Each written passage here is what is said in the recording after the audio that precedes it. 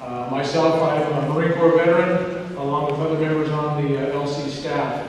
And the gentlemen and ladies behind me are all active, have been active duty, reserve, or otherwise in our military services. I want to give you a little history on Veterans Day.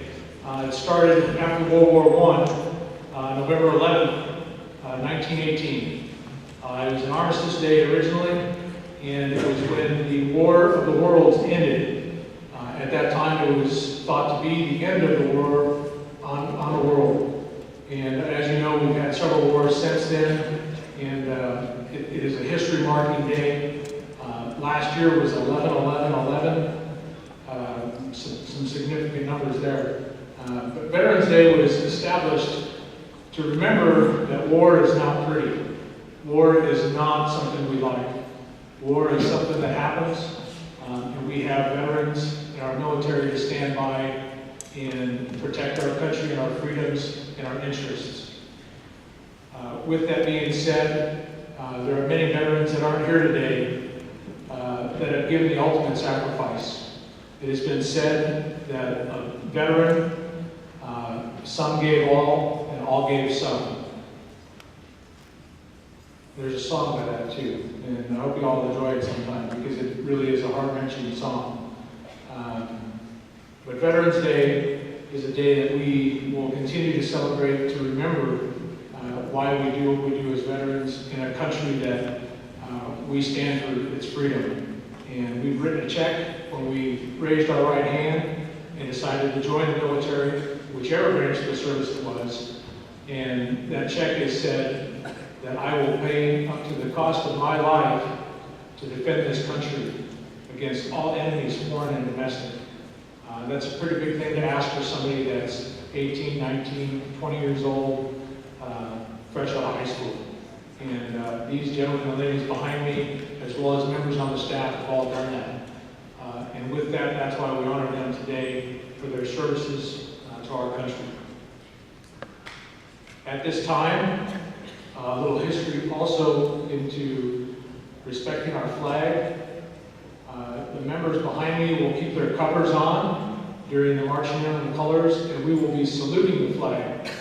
All others is asked that you remove your covers. You will stand to honor the flag, and you can cross your heart with your right hand as the colors march in. The colors will do an honor, and we'll have the LC Ladies Quartet sing the national anthem.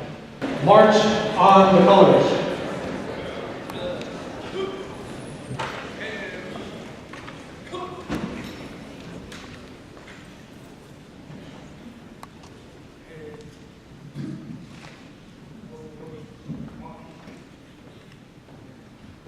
Detail, hand, salute.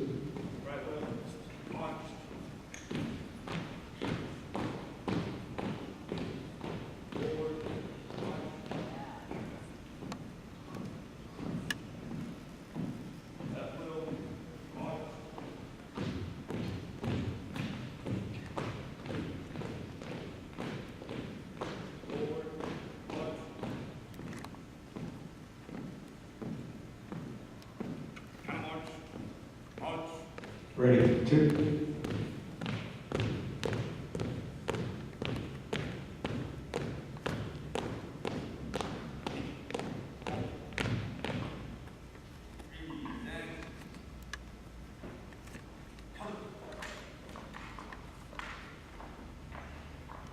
At this time, the quartet will sing the national anthem. Please remain standing.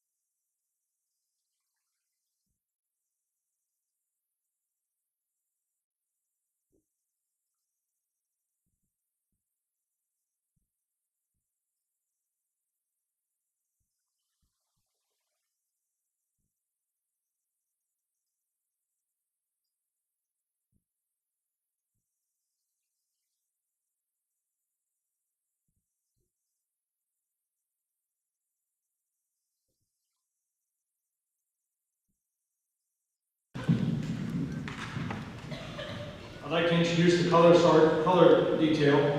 We have Sergeant Boone, Corporal Dominguez, PFC Bachelor, and PFC O'Neill, who also happens to be an LC graduate from 2011. Hoorah!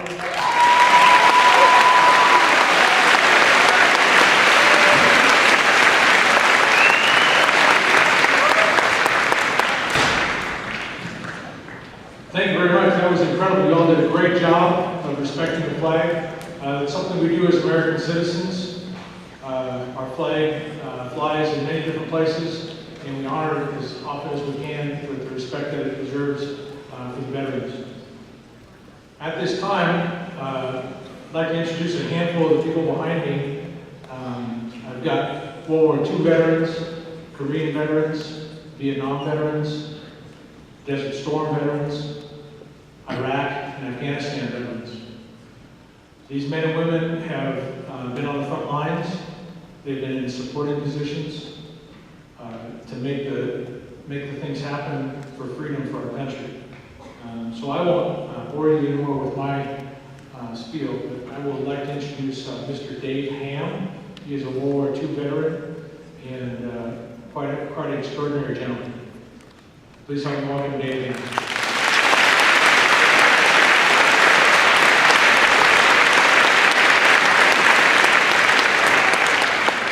As I look over this student body, I just hope that I'm looking at a lot of future Marines. I can really recommend it, but I can also warn you that it's going to bring out the toughest part of you and make you grow a little taller. I was an economic dropout of high school. I was able to complete my sophomore year in 1941, but economics entered the picture. I had an early lesson in that field. Then, in January 1942, after Pearl Harbor had occurred, December 7, 1941, in January I became 17 and persuaded my mother to sign my release so that I could enter the Marines, because I'd heard a lot about them by then. She finally agreed, and I went in with this feeling: give me a gun, ready up, now. But it was a long time before I ever got at it. And when I did, a month after attacking Bougainville, which was held by the enemy, on the 27th of that month, I was sick when I should have zagged and caught a 31 caliber slug from a sniper that I hadn't had any trouble at all with. He shot me. Well, I took care of my right leg for several years, and it's beginning to evident itself now. Okay, so an Anopheles mosquito also put me in his sights and hit me. And in January 1943, I had my, 1944, I had my first attack of malaria. Between the hip wound and the malaria, I was out of action for 20 months. I got back into action. But to make a long story short, I'm possibly one of the oldest World War II veterans in the room. If not the oldest, I'm awfully close.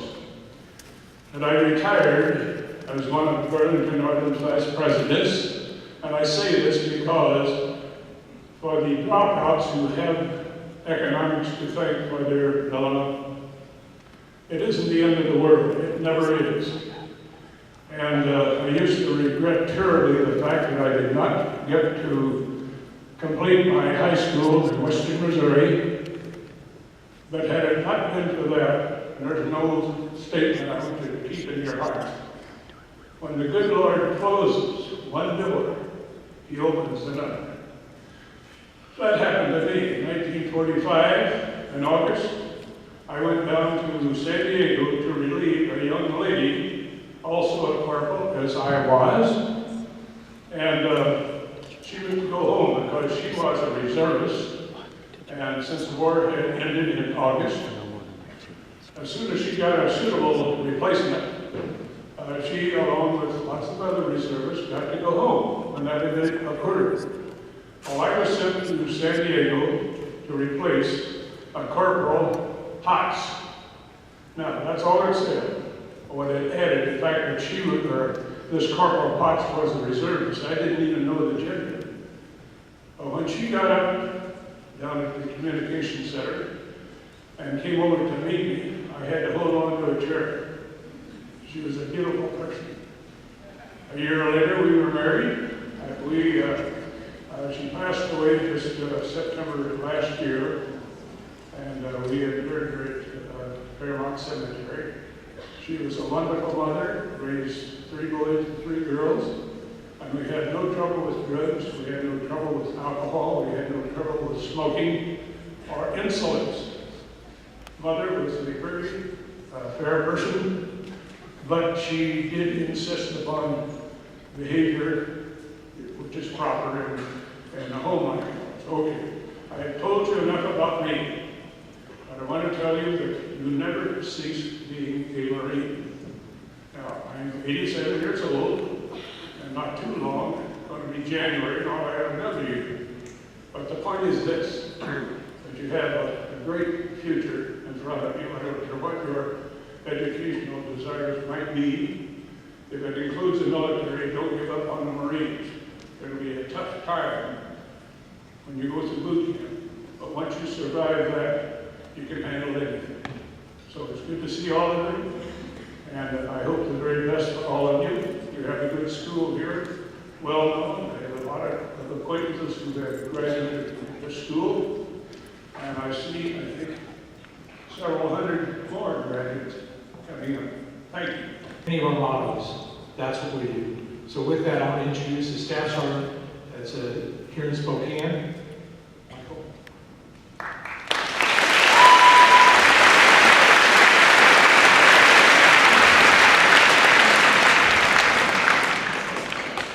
As I look around the room today, I notice that there is a lot of diversity. Folks from all walks of life. People have come probably from all over the country. A lot of differences, different upbringings. We're all united, whether or not you see it, by one single commonality, and that is freedom. I was asked to come here today to talk about Veterans Day, such a broad topic, Veterans Day. Could I give you a brief history lesson? On the 11th hour, the 11th day, the 11th month of 1918, the Germans signing the armistice, ending the First Great War. And then I figured you probably just got that lesson because you're in high school. So instead, I'd like to just take a moment and reflect upon some of the things that perhaps as young adults sometimes get overlooked. And what I refer to is freedom. But what is it? What is freedom? The ability to speak freely, the right to bear arms, the ability to practice a religion of your choice. These are things that sometimes, just by nature of where we are, we forget that there are brave men and women that put themselves in harm's way to allow these liberties. Veterans Day is a day to reflect on such things as people putting themselves, sacrificing certain liberties to ensure that our way of life can continue and flourish. And whether or not you agree or disagree with conflicts that are happening in the world today, let us take a moment on Sunday at 11 o'clock to simply appreciate that there are those out there that are out there serving to ensure our liberties and our freedoms stay intact. Thank you.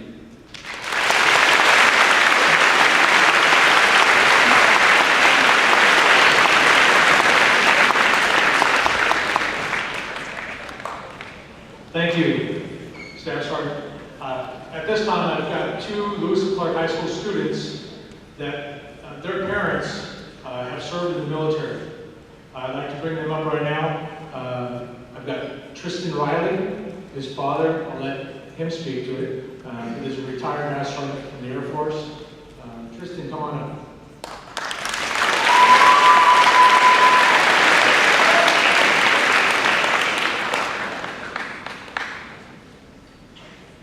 I've come here to tell you about my experience as a family member of an airman. After 26 years, my dad, Daniel Riley, retired as a master sergeant. It was a big commitment for him and our family. Whenever my dad was overseas, we would always worry whether or not he would come home. Whether it was Iraq or Korea, it didn't matter where it was, we always worried. But when he would arrive home, the feeling of accomplishment would always fill our hearts, because we were able to stick together even if we were apart. It was always heartwarming to see my dad come home.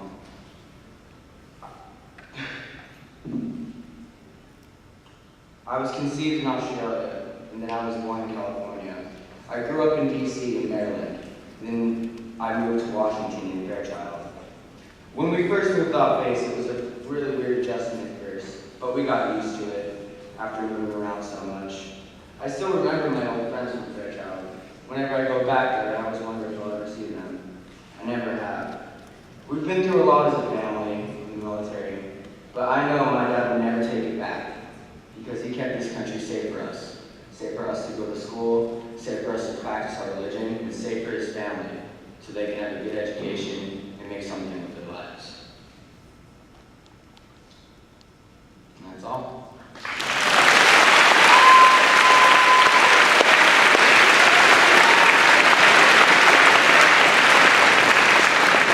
Thanks, Tristan. I'd like to introduce Taylor Ott, another freshman.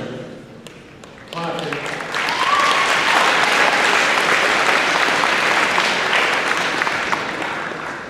Okay, I know a lot of people have parents that are veterans, so if you know a veteran, could you please stand?